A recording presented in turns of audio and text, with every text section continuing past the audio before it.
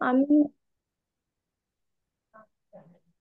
1 মাস নয়, 20 দিন মতো হয়েছে। আমি হঠাৎ আমার গালে ইনফেকশন হয়ে গেছিল। তারপরে একটু অসুস্থ হয়ে পড়েছিলাম।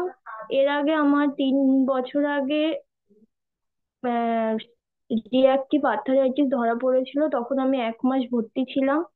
তখন অবস্থা খুব খারাপ ছিল, কিন্তু ঈশ্বরের আশীর্বাদে আমি সুস্থ হয়ে গেছিলাম। এইবার আমার যখন আবার এটা হলো, ইনফেকশনের কারণেই হয়েছিল। ডক্টর আমাকে দেখে বলেছিল যে তোমার এটা সারতে অনেকটা লেট হবে, যেহেতু এটা আর্থারাইটিস প্রবলেম। এটা অ্যাকচুয়ালি বাতের প্রবলেম হয়। তো তোমার একটু লেট হবে তোমার সারতে, কিন্তু ঈশ্বরের ধন্যবাদ, দুহাত তুলে ধন্যবাদ ঈশ্বর।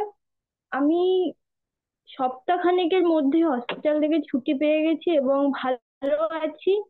একটু দুর্বল ছিলাম, কিন্তু বাড়ি এসে আমি পুরোপুরি সুস্থ হয়ে গেছি এবং চার্চে গেছি, চার্চে পরে বাড়ি এসেছি। তারপর থেকে আমি অনেক ভালো আছি।